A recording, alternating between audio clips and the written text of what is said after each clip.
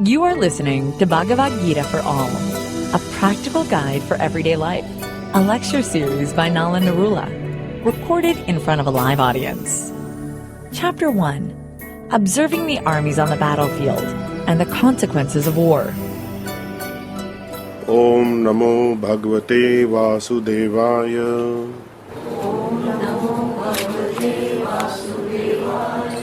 Om Namo Bhagavate Vasudevaya.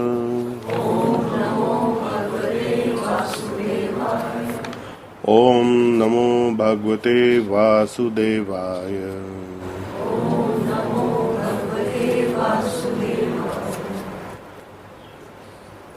So last time we had completed text number 13 from the first chapter, and we are talking about Bhagavad Gita for all, and our present reference book is the Bhagavad Gita as it is by Bhaktivedanta Swami Prabhupada. For the translation and some additional information in the purports, the continuity of the 13th text, Tatha Shankascha Bhairyascha Panavanaka Gomukha Saiseva Abhiyanyanta Sashabdastumalo Abhava. Prior to that, Bhishma had blown his conch shell very loudly because Duryodhan was actually beginning to panic a little bit, and he had specifically mentioned to the other generals and leaders, warriors, that they should protect Bhishma, because basically Bhishma is old, although he's a great warrior, but kindly protect him, stay at your stations, don't move from there. Your job is to protect Bhishma Pitama, because he is very valuable, and if the enemy attacks him simultaneously, which they can, then it will be a big problem for us if we lose Bhishma. So now Bhishma was old, but he was a fantastic warrior, and he thought in his mind that before this kind of negative thinking spreads through the army, let me cut it short. So he blew his conch shell, and right after that, all the horns and the drums and kettle drums were all sounded in a huge tumultuous sound, spreading across the battlefield of Kurukshetra, and the horses and the chariots and the men were shuffling a little bit, all dust was rising, everybody's getting ready to fight. And then there's text 14. Tata sveter haye yukte महती स्यनंदने स्थिताउ माधवा पांडवाश्चैव दिव्याउ शंखाउ प्रधात मतो. On the other side, both Lord Kṛṣṇa, Madhava, the husband of the goddess of fortune. So Sanjay has chosen this word to refer to Krishna as Madhava, the husband of the goddess of fortune. So that means that the fortune is on the other side, actually. And Arjun, the son of Pandu, they sounded their transcendental conch shells. Now, in contrast to the Dhritarashtra's party, there was no mention of whether those conch shells and sounds that everybody is creating are transcendental or not. But here it is clearly said that these are divine sounds from Lord Kṛṣṇa and Arjuna, and they are seated on a wonderful chariot which is drawn by white horses. Now this chariot was given to Arjuna for the battle by Lord Agni, and the significance of that chariot is that it goes throughout the three worlds. Nothing can stop it. So it will travel throughout the three worlds, the upper, the lower and the middle, without obstacle, without obstruction. So the implication is that this chariot is unstoppable wherever it goes, there is going to be victory. So from a number of sides, there are signs from Sanjay's statement that there is going to be victory and it is not going to be Duryodhan who's going to win. So then we come to the 15th text. Panchajanyam Hrishikesho Devadattam Dhananjaya Paundaram Dadhamau Mahashankham Bhima Karma Vrikkudara. Krishna, Hrishikesha, master of the senses. Hrishikesha means master of the senses. Sounded his conch shell, who is named Panchajanya, and Dhananjaya. Dhananjaya means winner of wealth. Arjun. It's another name for Arjun is Dhananjaya, winner of wealth. And he has a conch shell called Devadatt and is named Devadatt. And Bhim, Vrikkudara, wolf belly. Bhim, the warrior of the Pandus brothers, the voracious eater. So the reference is to Vrikka. Vrikka is a wolf. A wolf doesn't give up. He will pace continuously and he will follow his prey and he doesn't give up till the prey is completely vanquished. So, and he blew his Mahashankham, great conch shell. He blew his great conch shell named Paundra. Here we talk about the warriors who are on the Pandav side and they have transcendental weapons which the Kaurav party does not have apparently because they are not designated as such. The other interesting thing was that on the chariot that Agni presented them, the Pandavas had asked Lord Hanuman if he could help them. So he said, I can't take part in this battle because I have friends on both sides, but I will sit in your flag, in your dhwaja, and from there I will utter blood-curdling cries and sounds to destroy the morale of the enemy. That's what I can do. So he was on their flag. And so they had lots of things going for them. Dhananjaya is an appellation for Arjun, meaning winner of wealth, where in fact they were in pretty poor circumstances at that time. They didn't have much of an army compared to the Kauravas, and they had these great things going for them. They had less financials, less apparent material power, but there was a huge array of spiritual power aligned with them. Then we have texts 16 through 18. Aranta Vijayam Raja Kunti Putro Yudhishthira Nakula Sahadevascha Sughoshamani Pushpakau Kashyascha Parmeshwasa Shikhandi cha Maharatha Dhrishtadyumno Viratascha Satyakischa Parajita Drupado Draupadeyascha Sarvasa Prithvi Pate Saubhadrascha Mahabahu Shankhan Dadamu Prithak Prithak. Kuntiputra, Yudhishthira. Yudhishthira, one who is steady in battle. Yudh mein sthir hai, jo. Yudhishthira. the eldest, the wise.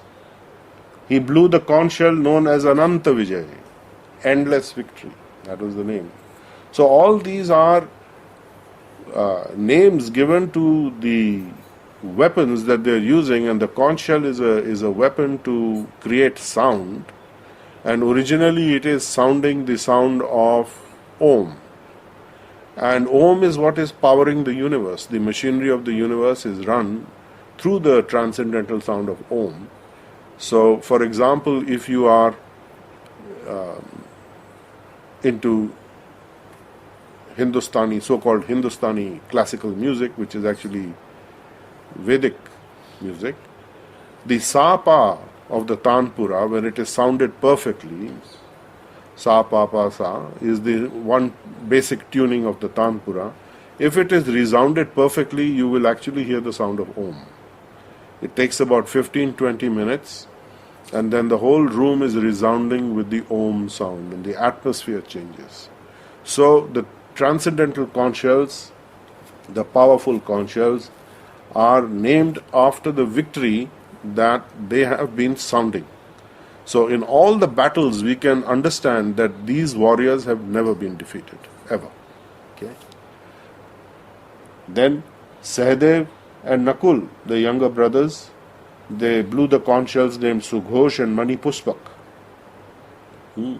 Kashya, the king of Kashi, of Varanasi, was there, and Subhadra and others like the great fighter Shikhandi, Drishtadyumna, Virat, the unconquerable Satyaki, Drupad, the son of Draupadi, and others. O king, such as the mighty armed son of Subhadra, all blew their respective conch shells.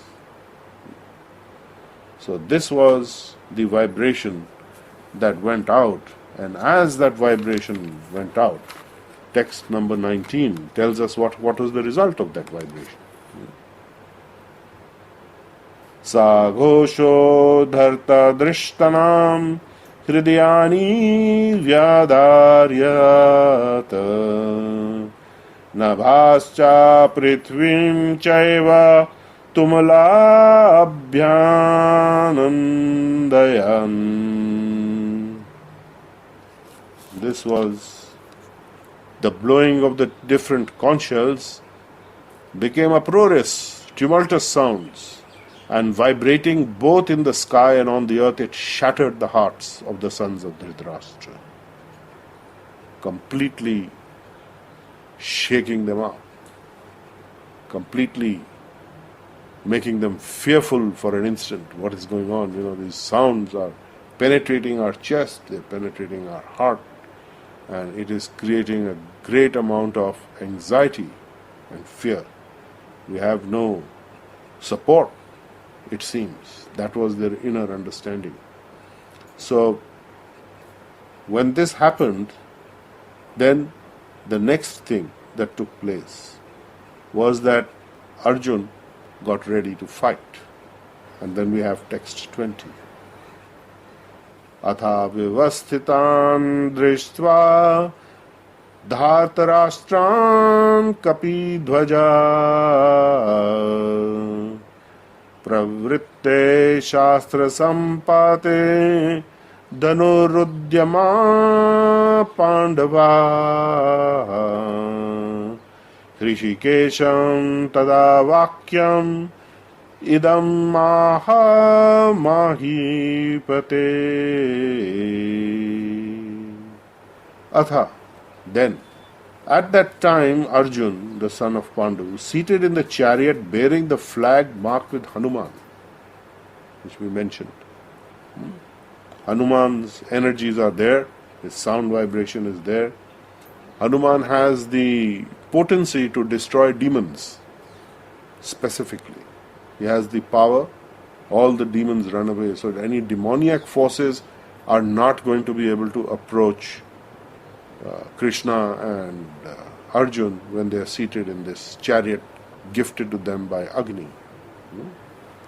And Arjun took up his bow and prepared to shoot his arrows. And then what did he do? he addressed Krishna, Hrishikesham, the master of senses, Lord Kṛṣṇa. He addressed him. And then he spoke to Krishna these words. Now, the word Hrishikesha has been mentioned twice in the last couple of shlokas, the master of the senses.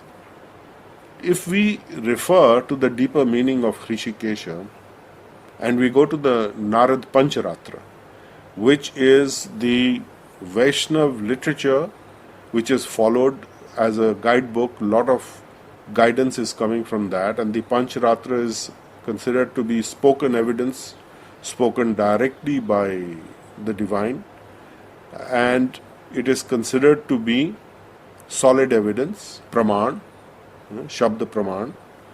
And it says in the 12th text, Sarva upadhir vinir muktam tat paratvena nirbalam hrishikena hrishikesha sevanam bhakti ruchyate.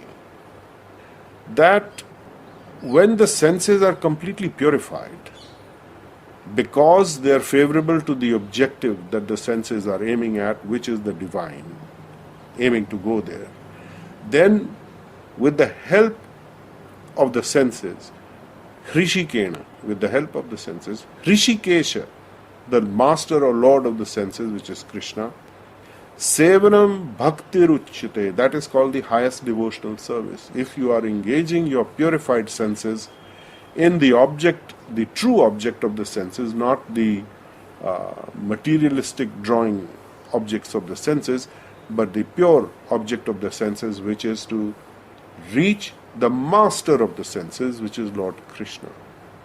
So obviously Arjuna was qualified because Lord Kṛṣṇa is sitting in his chariot as his charioteer, guiding him. So this is very significant because Krishna is sitting within each of us as well, and in his plenary portion as Mahavishnu and Vishnu and the Paramatma, and he is guiding us. So if we choose to be guided by Krishna, then our chariot of life, our senses will be drawn in the right direction, and while living through a material body in the material universe, the senses will be purified. The senses will become pure. Internally we become pure. So the concretations, the coverings of the material nature, which are creating the illusion that we are the master of our senses, or we are the master, we are the doers, the controllers, all that starts to dissipate, and we begin to see the light. And we start working towards the light and going towards our fundamental dharma, occupational duty, is to serve Krishna through the purified senses. So once your senses are purified enough by service to the divine, by following the methodologies that you have been taught as healers, you are perfectly placed to achieve the goal of your ultimate occupational duty. Text 21 and 22, Arjuna speaks to Krishna. Senayor ubhayor madhye ratham sthapyame achyutta yavadetan nirikshayaham yodhu kamam avasthitam khair maya saha yodhavyam asmin rana samudyame. Arjuna Vacha, Arjuna said, Senayo Ubhayo, both the armies are there. Madhya, in between both the armies. Ratham Sthapya, please take our chariot to the middle of where both the armies are gathered facing each other. Achyutta, Achyutta, one who does not fall down. Krishna, another name for Krishna. Infallible one. The one who does not fail, does not fall, no mistakes ever. So you are infallible. Please take our chariot to the midpoint between both the armies, so that nirikshe, I may examine, look upon. Nirikshyaham yodho kaman, all the fighters who are desiring to fight. Avasthitan kye maya saha yodhavyam asmin ran samudyame. Those avasthitan who are in this situation arrayed on the battlefield, with whom maya, by me, saha yodhavyam, who have to fight, asmin rana samudyame, in the attempt of this battle. So, O infallible one, Krishna, please draw my chariot between the two armies at the midpoint, so that I may see who is present here, who desires to fight, and with whom I must fight.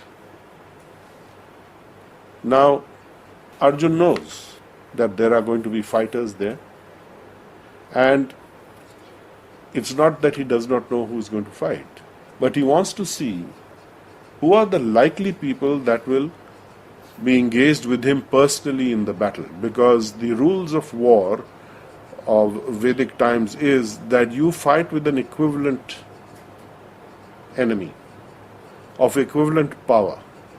You do not fight with people who are less strong than you.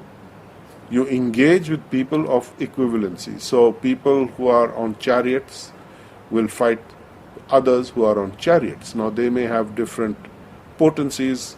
There would be bowmen on the chariots, generally losing arrows at each other and so on, and at the opposing army as it comes forward to block them or to oppose them. But you would not go out of your way to kill a foot soldier, for example. No, that's not happening. So he is now clarifying this point in the text 23. Yotsyammanam avekshaham ya etetra samagata dhartarashtrasya durbuddher yuddhe priya chikirshava. Yotsyamana, those who will be fighting, avekshe, let me see those who will be fighting. And let me see that who is assembled here for Dharatarashtra, the son of Dhritarashtra, Duryodhan, Durbuddhe, evil-minded, evil. Priya Chikirishva, those who are here to please Duryodhan. It is interesting that he mentions Durbuddher and Dhartarashtra. It does not call Duryodhan Duryodhan. There is a misconception about what Duryodhan means.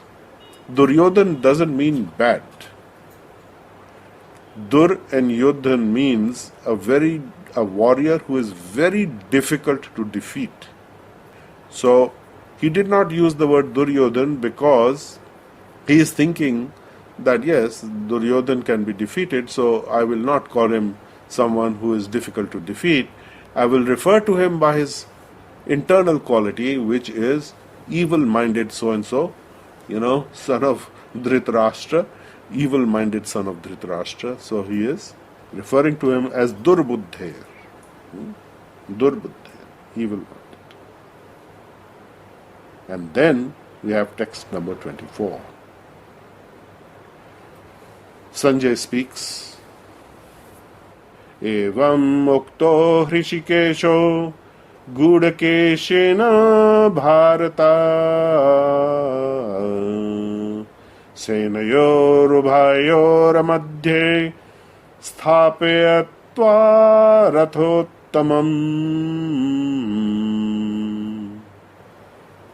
Sanjay said, O descendant of Bharat, having thus been addressed by Arjun, Hrishikesha, Lord Krishna, again, master of the senses. So the whole thing is about mastery of the senses. So that's why repeatedly Krishna is being referred to as the master of the senses, to drive home the fact that the Kaurava side, Dhritarashtra side, are not at all master of their senses, and they are going to be in serious trouble. So when Krishna was addressed as thus by Arjun to take the chariot to the midpoint between the two armies, Lord Krishna drew up the fine chariot in the middle of the armies of both the parties. Gudakesha, he refers to Arjun as Gudakesha. Gudakesha means one who has mastered sleep, who does not need sleep, does not need much sleep time. Sleep is considered to be ignorance. When you are in a state of sleeping, you are actually ignorant or you are unaware. Now, Gudakesha is someone who has mastered sleep and ignorance and his senses. So it's a tremendous accolade for Arjun, realization of Arjun's true qualities, and certainly Duryodhana and party are not Gudakesha. They are not even Hrishikena, they are not mastering their senses. Hrishikesh is not happening for them. There are all these things that are going on, and this is bound to be very disappointing for Dhritarashtra. Here we are on the battlefield, the transcendental sounds of the conchshells of Lord Kṛṣṇa and Arjuna and others are destroying the heart of the opponents. Lord Hanuman is established on the flag of Arjun's Rath, which was given to him by Lord Agni, and it was made by the divine architect. You know who is the divine architect? Who? No. Vishwakarma. Yes. So this was built by Vishwakarma, and it goes throughout the three universes, and therefore is, you can say, unstoppable. So this chariot can take Arjun anywhere. And then you have Hrishikesha, who is the master of senses, who is actually charioteering for you. He is your chariot driver. And you have all the great warriors, and then Arjun is saying, all right, let me be ready for battle now, and see who is there arrayed in front of me, who are the enemies I have to fight personally, and who are the others who are wanting to please Dhritarashtra's son, the evil-minded Durbuddhe Dhartarashtra, who in my mind is not defeatable. It's not true, so he is going to be defeatable, so I won't refer to him as Duryodhan, one who is difficult to defeat, because I am confident that with all this spiritual firepower and material firepower that we are having, we will be confident enough to win. And so he goes to the center of the battlefield to observe the armies. So that is where we end today, at text number 24.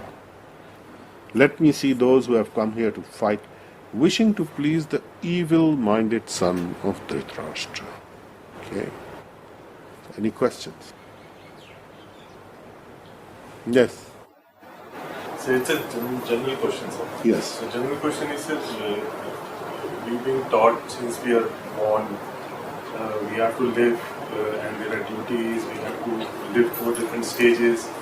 But my question is, as we are doing it, we get involved so much, and we got attached to the rewards or whatever. It's not coming our way. Why does it happen, sir? Even a lot of life situations, it happens, and we are so nowadays specifically, like I'll just mention it, like things too much affect us. It could be stress, it could be anything day-to-day life. Why is it so, sir? Because these things affect you because you are not sufficiently focused on mastering your senses and engaging them in the service of Hrishikesh.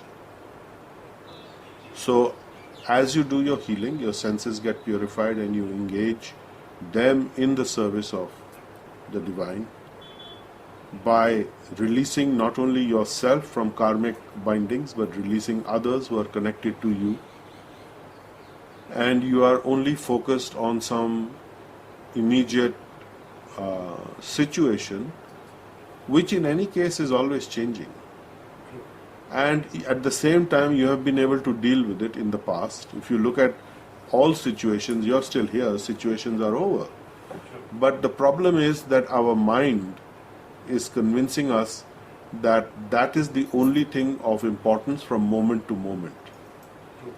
Now you combat that by doing your healing, channeling healing to whatever it is that you do, and you stay focused on your goal. So you have the drivers of the divine forces behind you, and that is the whole point. Krishna says time and time again that all kinds of people come and approach me, those who are in physical pain, those who are in financial pain, those who are just curious, they want to know more, and then there are those highly evolved, intelligent, wise people who know the truth about me, and they are seeking the truth, basically. So it doesn't matter what you are going through in life, as long as you are doing what is needed to purify your senses, and thereby purify your thinking, and thereby purify your actions, because then your actions will be more and more purified and in the right side. So you will not have binding consequence karma left anymore. So then you are acting with a karma completely. So it doesn't matter what you are seen to be doing or what you are doing. I mean, from a mundane viewpoint or from a materialistic viewpoint, people may have assessments and judgments. They are irrelevant. You need to manage those perceptions within yourself and within others to some extent. But if you are good enough in managing your own perceptions about the situation, about the relativity of it, and the applicability of what you are doing to the situation, you are never going to have a problem, no matter what happens. And you have to be prepared for all kinds of things. And this prepares you. So then you become Gudakesha, one who can defeat ignorance and sleep. You absolutely need sleep for the body, there is no doubt about it. You need a certain amount of sleep. Healers typically need less sleep than non-healers, without any ill effects, unless you are curtailing your sleep too much. 6-7 hours, sometimes 8 hours is needed, depending on where you are in life and how much you are doing physically, mentally, and so on and so forth. As an adult, children need maybe 12 hours of sleep actually, which they don't really get. So that's why a lot of children have behavioral problems, because they're not able to get enough sleep. And certainly there is the diet factor, there's the TV factor, there's the texting factor, there's the iPad, internet. So all that is going on, right? So many children's parents, I have suggested, why don't you get a Tata Sky recording set-top box and let the kids watch the program during a specific time. Let it not interfere in their day, because then they are panicking, I'll miss this program, I'll miss that program. Just record it and give them, okay, this is now your TV time, see it at that time. It's such a simple solution, but people still don't seem to get it. So anyway, the bottom line of this is that you continue to be connected to your healing energies, and you may think certain problem is insurmountable. It never really is.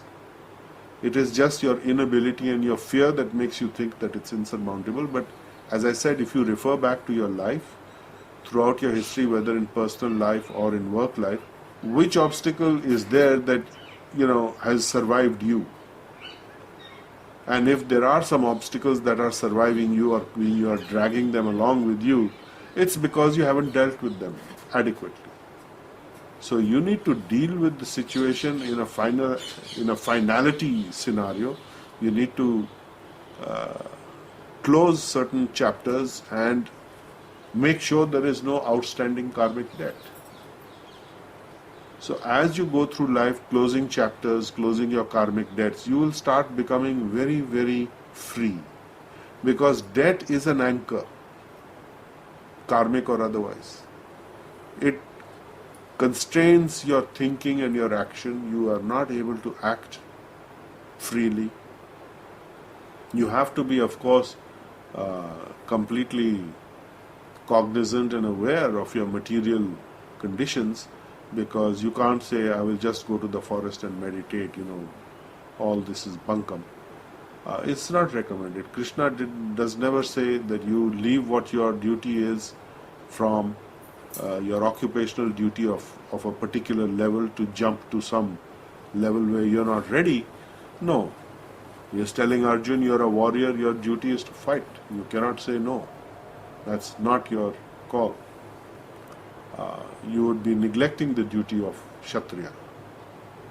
So your job is to protect the innocent from hurt. Shati. Treya, protect. Shati is hurt, Treya is protect. Kshatriya is one who protects from hurt. So those people are soldiers, policemen, politicians, administrators. Of course, there is a lot of deterioration within the ranks everywhere in these categories, but still, they are to be considered to be protectors. That is their dharma. How well or badly they are executing is not the question. The question is, this is what they are supposed to do. You'll see on police cars, to serve and protect. That is actually Kshatriya dharma. So that is correct understanding. Yes. Sir, as we talk about senses, are senses materialistic in nature? Yeah, your senses are materialistic, that's why they have to be purified. So they are... Because they are drawn to the objects in the material zone. And that's entangling. So once you purify your senses, they are not so much drawn to the material aspect. You have those things, you can use them, but it is not something that's dragging you. It's not an anchor, it's not a weight. But then why are they designed to be... They're designed for you to seek the divine. But you are misusing your senses. Were they designed to be misused? No, that is your free will. Senses were not designed to be misused. Their senses were designed for you to be able to discover the truth. But if you want to stay in ignorance, that's also your choice. But if the final goal is to seek the divine, why even give that choice? Because you chose it right way back in time. You chose to look away from the divine. You turned your gaze away from the divine and you wanted to be like the divine. So this is your playground. This is your sandbox. I didn't understand when you said you wanted to be like divine. Yeah, you wanted to be, you say, oh, daddy does this, I can do this too. Don't children say that? Daddy drives the car, I must drive the car, I am driver. Okay, you drive your toy car. You can't drive my big car, because you'll crash it. You don't know how to drive, but you think you're a big driver. Okay, here's a toy car, here's a toy universe, you play with your toys. And when you get sand kicked in your face by a 200-pound bully, then you go and get Charles Atlas how to become tough and strong. No, you don't. You get connected to Reiki and the KQ force. And that's your power. So you have the choice to come to KQ and Reiki. Everybody in the world is not joining. Why you? Because you have reached a certain level of evolution, of thinking, and you've come to the understanding that this might help me. So you were curious, you were in physical pain, you were in financial pain. And some of you were smart, You all like to think you were that right from the beginning, but you can acquire the smarts, no problem. So now you're smart, now you're intelligent, so now you know that you should stay here in this zone. Hanji. So, what I have experienced it mostly, whatever happens, I think it happens socially more. Like if, and personally I'm asking you that I see a lot of physical problems I'm having because I get so much stress because of the social pressures. So, and we know that we are social human beings, we have to connect. So what is the best balance to not get affected by the social pressure and yet get... You have to understand why are you getting pressurized by social pressure, what you call social pressure. What does that mean actually? I don't There are understand. certain things when we get connected to people, we don't feel like doing, but we still tend to do it because. Okay, we can feel you give me an example? um, let's see, my sister had come from Pune Okay, and she had come here just for one day. all right. Although I was not very keen to spend the entire day because there were few activities here also, but then I had to because then it was a problem otherwise. That she had just come for a day and you chose to be somewhere else rather than being spending a day. So why is that a cause of stress? You must discharge your familial duty also.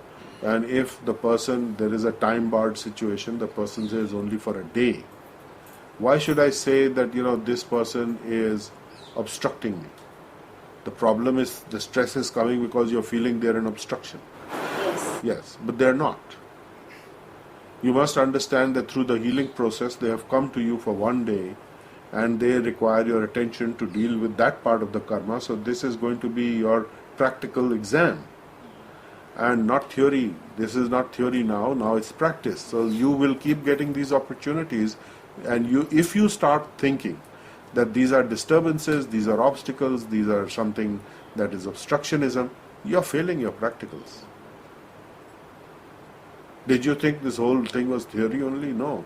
You're going to have to deal with people, because ultimately karma is coming from your interactions with people, with the environment, with your own body, with the elements, with the atmosphere, so many things. So they will come to you from time to time, and that may be karma which is very significant for you to heal. And if you haven't been able to do that, then you will get another opportunity further down the line. Either you will go or they will come again, or you will talk on the phone or Skype or whatever it is. Look at those as the practicals, as a tutorial that you are doing, and then based on that you will refine your knowledge further. So it's not that this person is stopping me from coming to the center. Okay, I can come to the center all the time. This person's here for one day, demands my attention because there is some karmic consequence debt that has to be wiped out. Let me be happy for that. The creditor has come to me directly to wipe out the debt and I'm cribbing. No. So once you understand that, there is no stress, there is no tension. It's not that they're saying don't do your healing. They have no power to do that. Only you have the power to say I don't do or I do the healing. No one else. But if you are ascribing this potency to other people, then you are not in a very good place at the moment. And you need to rectify it by clarifying your understanding. Is that now clarified for you? Okay, good. Anji. So just want to understand about the purification of senses. Let's say if we take one sense as an example, the hearing. All right. And the hearing sense is designed for us to hear everything, right? Whatever is going on around. But when we say we have to purify it, the feature of that hearing facility doesn't change. We still hear everything, right? But how you take it in is important. See, hearing is not divorced or separated from your understanding of what you hear. If you are just hearing, it's just meaningless babble of sound. But if you are getting a message, there is the sound and then there is the information packet with the sound. How do you understand that information packet? Are you opening it in the room which says this is the room for negative thinking or bad thinking or judgment or something that is going to be harmful for me? Or am I opening it in the room which says let me see what it says actually, without imposing my own views and judgments on it? So if you are seeing through the filters of your own assessment and your own bias, then it's a problem.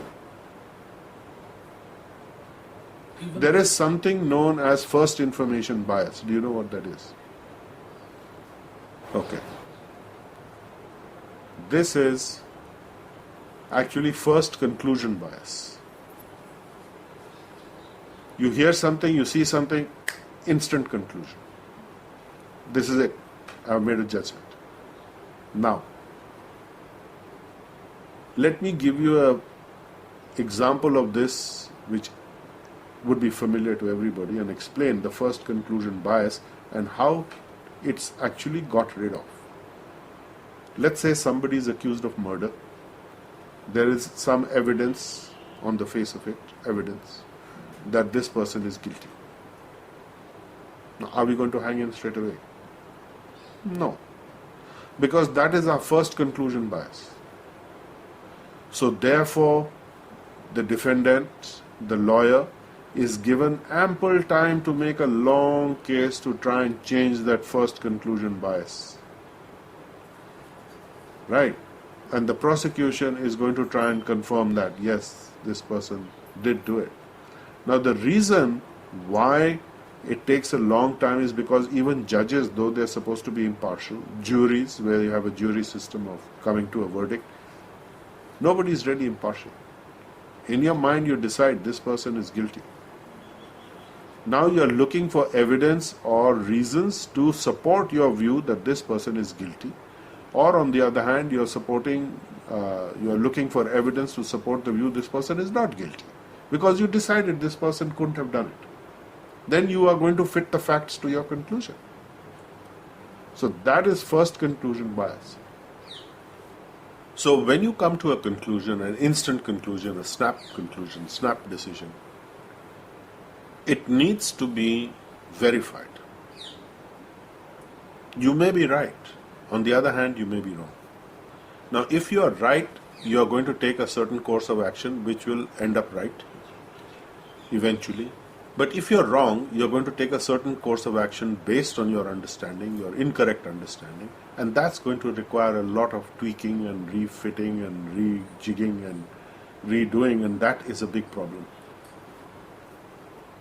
So when your senses are purified, you are going to tend to go towards the right decision, right understanding. Because you have the right understanding, you will go to the right place to take the decision, even though it may appear to be a troublesome decision at that moment. The corollary to this is that we always tell you, try and make life difficult for yourself a little bit. It helps. Try and be uncomfortable. Don't be in your comfortable place all the time. Because if you're in your comfortable place, you're not going to change your position much. It's going to be the same zone. And if you have various options available to you, the most difficult option is likely to give you the best positive result at the end of the day. Now you have to decide, am I ready to do that? You may not be ready. Because the consequences of those could shake up your life too much, you feel. Because you have anxiety, you have some fear. But if you have mastered, to whatever extent you mastered the Gudakesha aspect, the ignorant and sleeping, not looking, not aware, of what is happening. If you mastered that you are not unaware, then you have cleared up the ground for a better understanding. Absolutely you have. Now that will come gradually with the practice of seeing things clearly. You may choose not to act according to that. That is also your choice, not a problem. Because you may say, I'm not ready. Fine. But at least you need to know what is the truth, what is the reality. You may say, I'm forced to do this. I feel I'm forced, although I know that I'm on the wrong side. I'm on the wrong side of this thing. But I have made a decision, like Bhishma Pitama. He knew he was on the wrong side. But he had no option. And then did he not do his duty? Of course he did. He fought to the maximum, knowing he's on the wrong side. So he's knowing that he's not on the side of righteousness, but he also knew that this is my duty, because I have given my word. I have promised the king that I will support him. And although I have tried to counsel him, and he has been advised by others also, he is not listening. I can't just get up and leave, because I made a commitment. It would be ruinous to my purpose of life and to my duty. So duty is important. Even if you're on the wrong side, so-called, your duty is to follow what your duty calls for. Yes. So you mentioned, although you've answered some bit of the question that I'm asking now, you mentioned that Lord Hanuman had friends on both sides, and that is why he chose not to be directly involved in the war. How should that be interpreted in Well, Krishna is also saying that I won't fight, but I choose you. You chose me. You see, it was a choice. How the choice of Krishna came to be with Arjuna. Krishna was taking a nap, actually. And Arjuna and Duryodhan both landed up to ask his help. Now, Arjuna was sitting on the side, and Krishna is lying in bed, and Duryodhan is standing at his feet. It's very respectful, standing at his feet. So when Krishna opened his eyes, he first saw Duryodhan. Duryodhan said, I need your help. Will you help me? Arjuna said, I also need help. He said, yes, but I first have to deal with Duryodhan, then I will deal with you. I will first talk to Duryodhan. So Duryodhan said, I need your support. So Krishna says, fine, there are two choices. You want my material support? I'll give you all the material support you need. Or you choose me. One of the two. Either you can have me, or you can have the material support. So Duryodhan said, yeah, I'll take all your armies, man. Come on. There's no two ways. Huh? So that is why on the battlefield, Arjuna doesn't have much respect for Duryodhan's thinking. He's a stupid man. So he said, I'll choose the armies. Fine. So Arjuna, then he says, what do you want? He says, I only wanted you and I've got it. Thank you so much. So he said, I will not fight. He told both of them, I am not fighting in any battle. Whichever side chooses me, I will not fight. So that is how he came to be Arjuna's Sarathi. So Arjuna, another name for Arjuna is Partha Sarathi. Yes. I wanted to ask, how did Sri Krishna came to possess such armies? Because he was a king also. He was a king of Dwarka. Because when he was small, he was with Nand Maharaj and then he left at the age of 16 or so, and he remained 16 forever. And he left Vrindavan never to come back. And so that's the renouncing aspect of the divine, which we also all have in some small part also. But he was king of Dwarka. He had armies. He was very derided by the Kaurava. They said, he's a cowherd boy, he's become a king, going above his station. Not very many people knew who he really was. Very few. Sanjay obviously knows who he is. And Dhritarashtra is getting to understand who Krishna is. Duryodhan didn't know. So many people didn't know. Handful of people knew. Handful. When he left Vrindavan, he didn't go back to his first parents, biologically. No, he didn't go back to Vrindavan. Because he is very detached eventually from everything. And although he is busy acting and interacting, but he is very detached. But the point that comes out of your question, and that is to answer your question again, that in the material zone we get attracted by all these things. Where are we? So you will be ending up like Duryodhan. If you are only focused on the material, you are going to lose the battles everywhere. If you are with Krishna and you don't have the material, it doesn't matter. Because then you have the master of mystics, you have the Lord of all that exists. Good, he is the husband of the Devi of fortune. Wherever he is, there's going to be success. Regardless at the moment, it looks, you're in constrained circumstances. The Pandavas had to live in the forest for 12 years or whatever. Agyatwas for 1 year. Trouble. Big trouble. So we should not be afraid of these troubles. Because if we have this lesson from the Gita, we understand from the Mahabharata that where the divine is, there is going to be success eventually at every level. And where the divine is not, you may have some material success for a while. It is as good as ashes in your mouth. You don't get anything out of it. You are unhappy because you are disconnected from the divine. So you will find many of your god brothers and god sisters have gone on the Duryodhan path and Durbuddhi. So, okay, that's their choice. You, on the other hand, are doing very well. Okay? So we will, yes, last question, then we will conclude.